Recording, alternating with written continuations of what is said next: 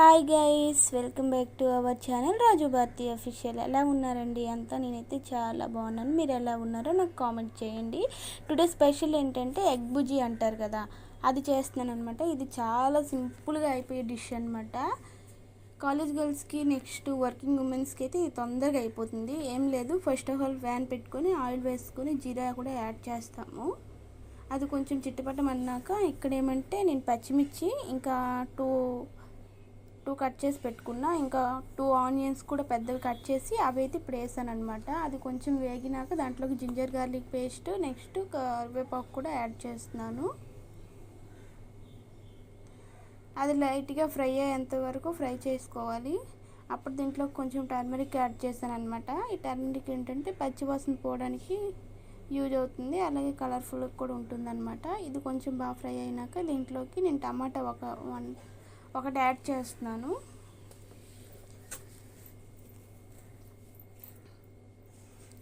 ఈ టమాటా కూడా బాగా మగ్గిపోవాలన్నమాట. ఇప్పుడైతే నేను దీంట్లో సరిపడా సాల్ట్ అయితే యాడ్ చేస్తున్నాను అనమాట. ఇది కాసేపు మూత పెట్టుకుంటే ఈ టమాటా అనేది బాగా మగ్గిపోతుంది.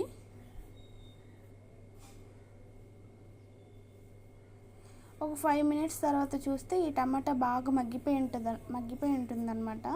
ఇప్పుడైతే దీన్ని మనం బాగా మిక్స్ చేసుకొని దీంట్లోకి కావాల్సినంత కారం కూడా యాడ్ చేసుకుంటాం అనమాట.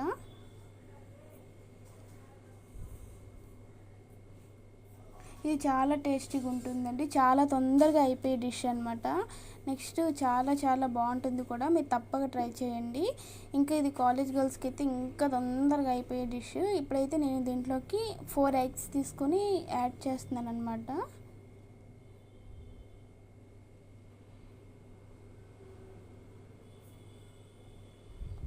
తర్వాత ఇది నేను వెంటనే కలపక లైట్గా మిక్స్ చేసి ఇంకా నేను కాసేపు అలా ఉంచేస్తాను. అదేంటంటే బాగా కుక్ అవుతుంది సిమ్లో పెట్టుకుని. అలా పెట్టడం వల్ల అది బాగా కుక్ అయ్యి మంచి పీసెస్లా రెడీ అవుతుంది, అంటే మంచి పీసెస్లా మంచిగా వస్తుంది అనమాట. చూసారా ఆల్రెడీ ఎంత థిక్గా అయిందో. ఇంకొక 5 మినిట్స్ నేను అలానే కలపకుండా అలా ఉంచేస్తాను. దీని తర్వాత